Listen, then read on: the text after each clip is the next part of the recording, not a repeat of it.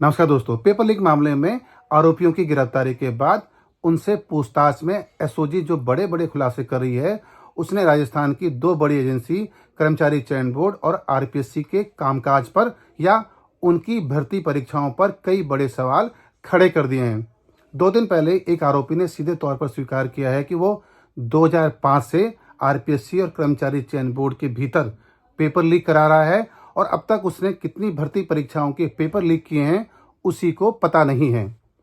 इन तथ्यों पर गौर करें कि 2005 से लेकर अब तक कर्मचारी चयन बोर्ड और आरपीएससी ने अब तक 1029 भर्ती परीक्षाएं आयोजित की हैं, लेकिन सिर्फ 12 भर्ती परीक्षाओं के पेपर ही लीक माने गए हैं।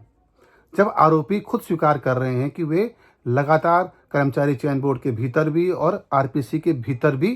पेपर लीक लगातार करा रहे हैं, तो ऐसे में अब इन दोनों ही एजेंसियों की भर्ती परीक्षाओं पर बड़े और महत्वपूर्ण सवाल खड़े हो गए हैं। हम सभी जानते हैं कि आरपीएससी के भीतर एक सदस्य को ही पेपर लीक का मुख्य आरोपी के तौर पर गिरफ्तारी हुई थी। कर्मचारी चयन बोर्ड के भीतर भी इसी तरीके के सवाल उठते रहे हैं।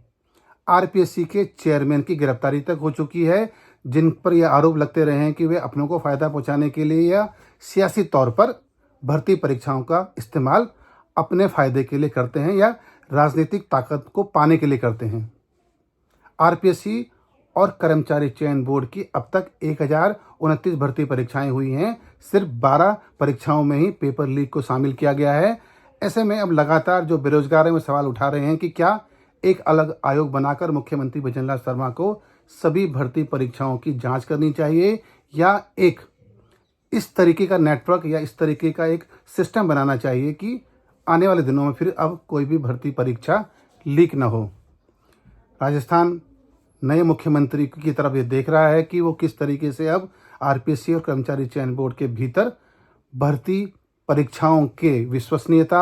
और यहाँ काम करने वाले जो लोग हैं वो जिस तरीके से पेपर लीक में शामिल हैं, इस नेटवर्क को वे अब कैसे और किस तरीके से खत्म करते हैं। आरपीएससी के अंदर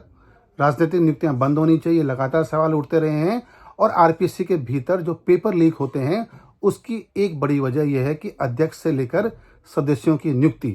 सियासी तौर पर होती है।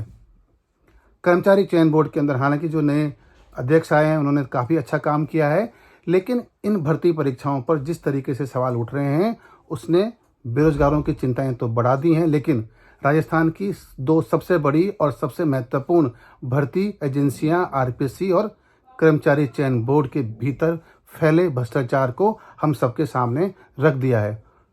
मुख्यमंत्री भजनलाल शर्मा ने कहा था, या उनकी बीजेपी की जितने भी बड़े नेता हैं उन्होंने कहा था कि वे जब सरकार में आएंगे आरपीएससी को भंग करेंगे, ढांचागत बदलाव करेंगे और कर्मचारी चयन बोर्ड को भी एक नया चेहरा देंगे। इंतजार करते हैं कि